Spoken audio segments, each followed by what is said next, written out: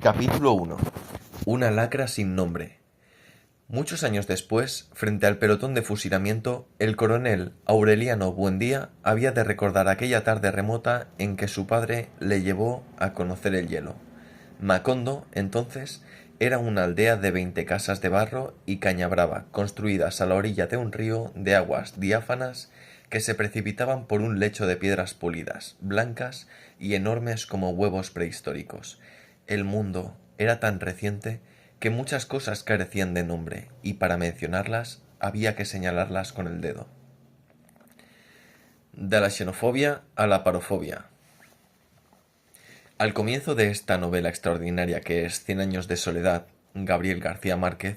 recrea el escenario del libro de Génesis, pero en esta ocasión no lo sitúa entre los ríos Tigris y Éufrates, en el jardín del Edén, sino en Macondo, la aldea colombiana en que transcurre la historia de la familia Buendía, y, como en el texto bíblico, cuenta que en el origen de los tiempos muchas cosas carecían de nombre. Por eso, para mencionarlas, había que señalarlas con el dedo.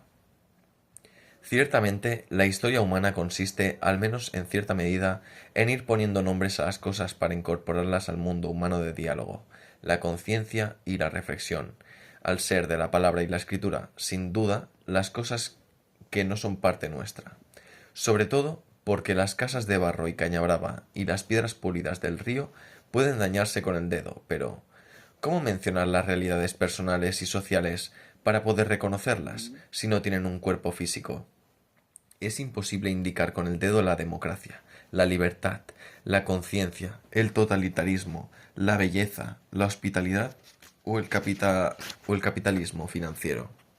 Como es imposible señalar físicamente la xenofobia, el racismo, la misoginia, la homofobia, la cristianofobia o la islamofobia. Por eso, estas realidades sociales necesitan nombres que nos permitan reconocerlas para saber de su existencia, para poder analizarlas y tomar posición ante ellas. En caso contrario, si permanecen en la bruma del anonimato, pueden actuar con la fuerza de una ideología, entendida en un sentido de la palabra cercano al que Marx le dio, como una visión deformada y deformante de la realidad, que destilan la clase dominante o los grupos dominantes en ese tiempo y contexto para seguir manteniendo su dominación. La ideología, cuanto más silenciosa, más efectiva, porque ni siquiera se puede denunciar. Distorsiona la realidad ocultándola, envolviéndola en el manto de la invisibilidad, haciéndola imposible distinguir los perfiles de las cosas. De ahí que la historia consista, al menos en cierta medida, en poner nombres a las cosas, tanto a las que pueden señalarse con el dedo como, sobre todo, a las que no pueden señalarse, porque forman parte de la trama de nuestra realidad social, no del mundo físico. Así ha ocurrido con la xenofobia o el racismo, tan viejos como la humanidad misma, que ya cuentan con un nombre con el que poder criticarlos. Lo peculiar de este tipo de fobias es que no son producto de una historia personal de odio hacia una persona determinada, con la que se han vivido malas experiencias, sea a través de la propia historia o de la historia de los antepasados, sino que se trata de algo más extraño. Se trata de la animadversión hacia determinadas personas, a las que las más veces no se conoce, porque gozan de característica propia de un grupo determinado, que quien experimenta la fobia considera temible o despreciable o ambas cosas a la vez. En todos los casos, quien desprecia asume una actitud de superioridad con respecto al otro, considera que su etnia, raza, tendencia sexual o creencia, sea religiosa o atea, es superior y que por lo tanto el rechazo del otro está legitimado. Este es un punto clave en el mundo de las fobias grupales. La convicción de que existe una relación de asimetría, de que raza, etnia, orientación sexual, creencia religiosa o atea del que desprecia es superior a la que el objeto de rechazo. Por eso, se consideran legitimados para atacarle de obra y de palabra, que, a fin de cuentas, es también una manera de actuar. En esta tarea de legitimar opciones vitales más que dudosas, tiene un papel importante nuestro cerebro interpretador, que se apresura a tejer una historia tranquilizadora para poder permanecer en equilibrio, y esta interpretación de la superioridad es una de las que más funcionan en la vida cotidiana, aunque esa presunta superioridad no tenga realmente la menor base biológica ni cultural. Como veremos en el próximo capítulo, en los países democráticos que se pronuncia a favor de la igualdad en dignidad de todos los seres humanos, reconocer los casos de xenofobia, racismo, homofobia y maltrato y combatirlos es ya una tarea que corresponde al derecho y a la policía, y es una tarea bien ardua, no solo porque rara vez se denuncian los delitos o las incidencias de odio, ni tampoco porque existe preparación suficiente para gestionarlos. Es verdad que en todos esos casos resulta enormemente difícil discernir cuando la soflama que se lanza contra un determinado grupo de una forma u otra es un discurso que incurre en delito de odio, que debe estar legalmente tipificado y debe ser castigado por incitar al odio, y cuando es en un caso de libertad de expresión, pero lo peor es que todos abundan los partidos políticos que apuestan por el discurso xenófobo como seña de identidad y como incentivo para ganar votos, y desgraciadamente les da buen resultado, sobre todo en estas épocas de crisis cuando echar mano de un chivo expiatorio resulta muy rentable para quienes no tienen nada positivo que ofrecer. Sin duda, las actitudes xenófobas y racistas que son tan viejas como la humanidad son en algún momento histórico fueron reconocidas como tales. Solo en algún momento las gentes pudieron señalarlas con el dedo de su nombre y evaluarlas desde la perspectiva de otra realidad social, que es el compromiso con el respeto a la dignidad humana. Es imposible respetar a las personas concretas y a la vez atacar a algunas de ellas por el simple hecho de pertenecer a un grupo, sea de palabra o de obra, porque la palabra no invita únicamente a la acción de violar la dignidad personal, sino que a la vez es ella misma una acción. Sin embargo, y a pesar de que el termómetro de la xenofobia ha subido en gran cantidad de grados en los países de la Unión Europea, sobre todo desde el comienzo de la crisis, mirando las cosas con mayor detección, no está tan claro. Como hemos comentado, que en la raíz de este ascenso se encuentra solo una actitud como la xenofobia, por traer a la colación un segundo caso después de mencionamos en la introducción de este libro, el 25 de junio de 2016, apenas conocido el resultado del referéndum británico que se pronunciaba a favor del Brexit, aunque fuera por un margen muy escuálido, la prensa trajo dos noticias interesantes que afectaban a Gran Bretaña y a España. En Gran Bretaña, las gentes se sentían preocupadas, entre otras cosas porque los emigrantes españoles que trabajaban en el sector sanitario alcanzaban una elevada cifra entre médicos y enfermeras, y eran, además, de una excelente calidad. Se trataba de inmigrantes cualificados, muy bien formados, que permitían engrosar el PIB del país y mejorar el bienestar de la población. Naturalmente, por muy extranjeros que fueran, no había el menor interés en expulsarlos, sino que más bien era un alivio percatarse de que el proceso de abandono de la Unión Europea iba a ser tan largo que no había que preocuparse de que tan buenos profesionales tuvieran que dejar el país. El famoso in-in, out-out quedó entre paréntesis en cuanto el pragmatismo de un lado aconsejó ir constituyendo y construyendo muy pausadamente el proceso de separación. La célebre afirmación "Brexit is Brexit" fue un bello rótulo para una absoluta vaciedad. Nadie sabe en qué va a consistir este proceso de salida de Gran Bretaña de la Unión Europea que, al parecer, nadie quiere, incluidos muchos de los que votaron por el sí y después denunciaron a sus dirigentes por haber mentido. Pero lo más notable es que al mismo tiempo en España nos preguntábamos por la suerte de una gran cantidad de inmigrantes británicos afincados en las costas españolas, sobre todo al sur y al este del país, que suponen buenos ingresos allá donde se instalan. Claro, que en este caso los extranjeros sacaban buenos réditos del sol y de la seguridad social, pero también a España le interesaba su permanencia en nuestra tierra. Y, curiosamente, también en este caso suponía un balón de oxígeno el desconcierto ante el proceso que había que seguir por el Brexit, dada la ambigüedad del famoso artículo 50 del Tratado de la Unión Europea. En conclusión, el personal sanitario español bien formado interesa al Reino Unido y los jubilados británicos que vienen a España a disfrutar del clima en sus últimos tiempos. Interesan a España. Ni asomo de aversión en ninguno de los dos casos. No parece que sea el extranjero por el hecho de serlo el que produce rechazo. Tal vez genere inseguridad en el trato, porque la diferencia de idioma y costumbres resta esa familiaridad que se tiene con los de igual lengua y tradiciones, pero no parece generar aversión y rechazo. Y, es que no repugnan los orientales capaces de equipos de fútbol, o de traer lo que en algunos tiempos se llamaba petrodólares, ni los futbolistas de cualquier etnia o raza, que cobran cantidades millonarias pero son decisivos a la hora de ganar competiciones, ni molestan los gitanos triunfadores en el mundo del flamenco, ni rechazamos a los invasores extranjeros que montan en nuestro país fábricas de automóviles capaces de generar empleo, centros de ocio, a los que se le da permiso de fumar en sus locales y bastantes privilegios más, y todo ese largo etcétera de aportaciones extranjeras que aumentan el PIB.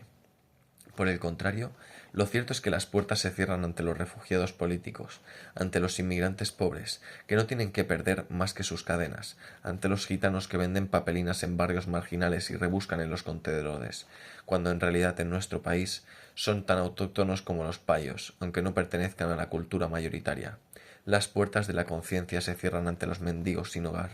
condenados mundialmente a la invisibilidad. El problema no es entonces la raza, ni la etnia, ni tampoco la extranjería. El problema es la pobreza.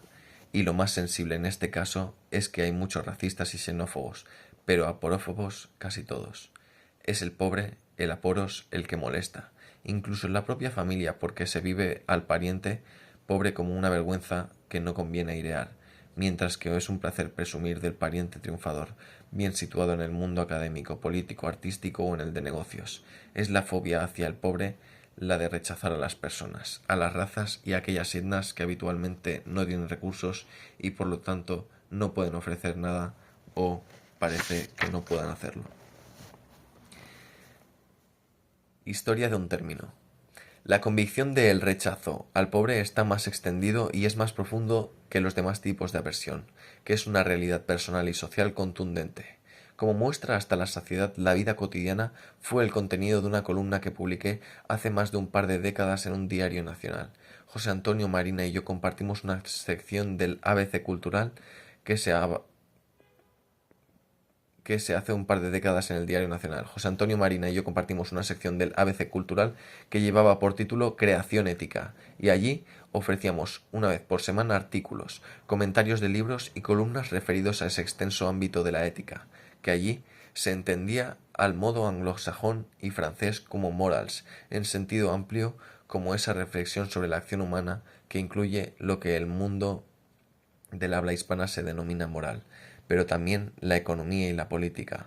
como lo entendía Adam Smith, que, precisamente por ser el profesor de filosofía moral, se ocupó de los sentimientos morales, pero también de averiguar cuál es la causa de la riqueza y la pobreza en las naciones. Política y economía formaban parte también de nuestra creación ética, porque sin ellas quedaba mutilado el mundo moral. Fue el 1 de diciembre de 1995 cuando publiqué una columna que llevaba por el título Aporofobia. Me refería en ella a una conferencia euromediterránea que tenía lugar en Barcelona en esos días y que pretendía poner el tapete temas candentes en los países del área mediterránea, temas que hoy siguen siendo, como entonces, la inmigración, el terrorismo o los procesos de paz, y a los que habría que añadir la crisis y el desempleo. Era fácil presumir que los expertos de todo el mundo dijeran que el racismo, la xenofobia y los fundamentalismos religiosos son los mayores problemas del área mediterránea. Pero entendía yo, y sigo entendiendo, que en la base de todos ellos estaría como siempre un tipo de rechazo, aversión y miedo, que tenía por destinatarios a los pobres, aunque todavía no se les reconociera con un rótulo. Poner un nombre a esa patología social era urgente para poder diagnosticarla con mayor precisión, para intentar descubrir su etiología y proponer tratamientos efectivos. Ese podría ser un efectivo muy propio de la cultura mediterránea, acostumbrada desde Sócrates al diálogo, que es por definición una actividad inclusiva. Precisamente por eso el diálogo de finales del siglo XX debía ocuparse de un tema tan urgente como es el de incorporar a los necesitados al disfrute de lo que por nacimiento les corresponde, al disfrute de una vida material y culturalmente digna. Convencida de que no se rechaza tanto a los extranjeros como a los pobres, busqué en mi diccionario de griego los tiempos de bachillerato un término para designar al pobre, al sin recursos, y encontré el vocablo aporos. Contando con él me permití construir el término aporofobia, por analogía con xenofobia y con homofobia. Un segundo jalón en la historia del nombre fue un capítulo del libro de texto que un equipo de profesores elaboramos para la editorial Santillana y que se publicó por primera vez en 1996. Domingo García Marza, Marta Begoña Domencé, Emilio Martínez, Juan Manuel Ros, Noberto Smlig y yo misma llevamos adelante esa empresa, que fue apasionante. Se trataba del texto titulado Ética, la vida moral y la reflexión ética, una asignatura de cuarto de enseñanza de secundaria obligatoria, que tenía dos virtudes insólitas en nuestro país en estos asuntos. Ningún grupo político o social puso jamás el menor reparo en ella, y nadie exigió tampoco que compitiera en el currículum escolar con ninguna otra asignatura. Ojalá hubiera seguido vigente así, como ética sin alternativa, y nos hubiéramos ahorrado muchas disputas estériles. Como el título mostraba claramente, el libro debía planearse a dos niveles de reflexión y lenguaje: el de la vida cotidiana, en el que las personas nos atenemos a distintas pautas de conducta moral, sean ideales, normas o proyectos de vida feliz, y el de la reflexión que la ética o filosofía moral ha hecho y hace sobre nuestro quehacer moral de la vida cotidiana para tratar de encontrarnos para las normas, los ideales o los proyectos. En el capítulo sexto del libro se planteaba un reto tan decisivo para el respeto a la dignidad de las personas y para la convivencia y democracia como para la discriminación social y económica, que es un hecho innegable. Tras explicar que la discriminación es un hecho social y en qué consiste, un segundo punto lleva por título Aporofobia. El relegado es el pobre y el discapacitado, acompañado por ese extraordinario texto de Eduardo Galeano, Los Nadies. El capítulo analizaba el mal de la aporofobia y sugería como solución la que vamos a intentar esbozar en este libro brevemente, que es la construcción de la igualdad desde la educación y desde las instituciones. A continuación, el texto añadía otras formas de discriminación social como el racismo o la homofobia, pero también el rechazo que sufre un buen número de personas por otras características menos presentes. Cuando se habla de exclusiones como el físico o la ancianidad, el mensaje era claro: una cultura moral y política basada en el respeto a la igual dignidad de todas las personas debería superar estas formas de discriminación cotidiana.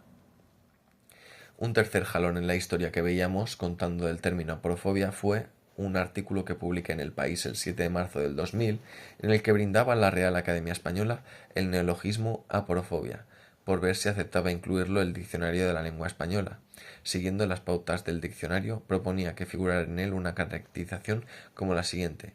dícese del odio, repugnancia u hostilidad ante el pobre, el sin recursos, el desamparado. Y añadía, por más señas que en el ilustrativo paréntesis que siempre al vocablo podía decir, del griego aporos, pobre, y fobeo, espantarse. Es una expresión que, según creo, no existe en otras lenguas y tampoco estoy muy seguro de que sea la mejor forma de construirla, pero lo indudable es que resulta urgente poner el nombre al rechazo del pobre, al desamparado, porque esa actitud tiene una fuerza en la vida social que es aún mayor precisamente porque actúa desde el anonimato, justamente porque su realidad incontestable no tiene una existencia reconocida, no se la puede desactivar. Sin duda, la Real Academia Española utiliza criterios para introducir una nueva palabra en un diccionario tan rico que acoge con todo acierto expresiones de todos los países hispanohablantes. Por lo que sé, los criterios más comunes son: el término aparezca en obras clásicas de la lengua española o que proceda de una lengua extranjera y haya pasado a usarse de modo habitual. De hecho, una gran cantidad de voces inglesas se han incorporado en los últimos tiempos al acervo de nuestra lengua, pero a mi juicio debería existir una razón, tan poderosa o más, para las dos mencionadas, y es que se designe una realidad tan efectiva en la vida social que en esa vida no se puede entender cabalmente sin contar con ella. Desgraciadamente, la vida cotidiana no puede entenderse sin el nombre a ese mundo de fobias como las mencionadas y como las que veremos, que consisten en el rechazo a personas concretas por tener unas características que las inscriben en un determinado grupo al que se desprecia o teme, o ambas cosas a la vez, precisamente por gozar de esa característica. En este mundo existe el rechazo al pobre, la aporofobia. Convendría, pues, creo yo, atender a un criterio tan difícilmente discutible como el de poner nombre a una realidad tan presente y dolorosa, no por engrosar las páginas del diccionario, sino por ayudar a reconocerla, por instar a estudiar sus causas y por ver si la damos por buena o si por el contrario es preciso superarla. Y, Es necesario hacerlo, porque el rechazo al pobre degrade a quien lo practica y es un atentado cotidiano contra la dignidad de personas concretas, con nombres y apellidos. No contra la dignidad humana, que es una abstracción, sino contra la dignidad y el bien ser de las personas de carne y hueso que sufren el rechazo. Cuando, por si faltara poco, como nos proponemos defender en este libro, no hay nadie que no pueda dar nada a cambio. Es en este aspecto en el que también insiste Emilio Martínez, autor de La voz a porofobia, en el glosario para una sociedad intercultural de la Fundación Bancaja, que publicó en 2002. Y por ir dando fin al relato, conviene apuntar que el término aporofobia ha despertado el interés de mucha gente comprometida con el empeño de empoderar a los pobres. Se organizan congresos y encuentros de organizaciones cívicas con ese rótulo. La Fundación RAISE hace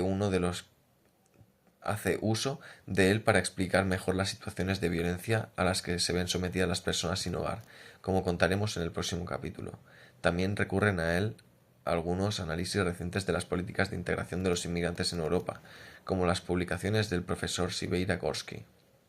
Se encuentran a menudo en los medios de comunicación para caracterizar la conducta de maltrato a mendigos e indigentes, e incluso algún trabajo de fin de grado lo ha tomado como tema de estudio. Por su parte, Wikipedia ha recogido el término en su diccionario y el Ministerio de Interior recurre a él para tipificar un delito de ofensa a los pobres. Pero lo más significativo, a mi juicio, es que cuando hablo de la aporofobia es una ponencia, en una conferencia o en una charla, uno u otro lado del Atlántico, los oyentes, sean jóvenes o mayores, sonríen y asienten con absoluta complicidad, como diciendo: sí, es verdad, eso es lo que nos pasa en la vida diaria. Decía Ortega que lo que nos pasa es que no sabemos lo que nos pasa. Por eso es decisivo ir tomando cierta conciencia de lo que nos pasa también en lo cotidiano al rechazo al pobre, porque cuando percibió la sintonía de las gentes al explicar qué es la aporofobia me doy cuenta de que estamos dando una realidad nuestra, demasiado nuestra. Conocerse a sí mismo era el consejo socrático con el que empezó la primera ilustración, la que tuvo patria en la Grecia clásica. El uso de una línea semejante caminaba la invitación kantiana a servirse de la propia razón en la segunda ilustración que alumbró el siglo de las luces. Saber cada vez más acerca de nosotros mismos, reconocer que existe esa forma de discriminación a la que he puesto nombre, aporofobia, a falta de uno mejor, preguntar por sus causas y buscar caminos viables para superarla, es uno de los retos de nuestro tiempo. El nombre es solo un camino para el reconocimiento, porque, como decía un excelente profesor mío, Fernando Cubells, las cuestiones de palabras son solemnes cuestiones de cosas.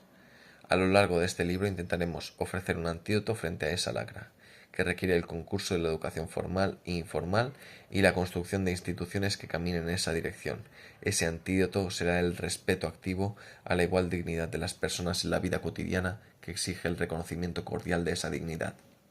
Y será el cultivo de la compasión, pero no de cualquier forma de compasión, sino de la que Stefan Zweig describía en el comienzo de una espléndida novela, Impaciencia, con las siguientes palabras: existen dos clases de compasión, una cobarde y sentimental que, en verdad, no es más que la impaciencia del corazón por librarse lo antes posible de la emoción molesta que causa la desgracia ajena. Aquella compasión, que no es compasión verdadera, sino una forma instintiva de ahuyentar la peña extraña del alma propia. La otra, la única que importa, es la compasión no sentimental pero productiva, la que sabe lo que quiere y está dispuesta a compartir un sufrimiento hasta el límite de sus fuerzas y aún más allá de ese límite. Reconocimiento de la igual dignidad y compasión son las dos claves de una ética, de la razón cordial, que resultan innegociables para superar el mundo de las discriminaciones inhumanas.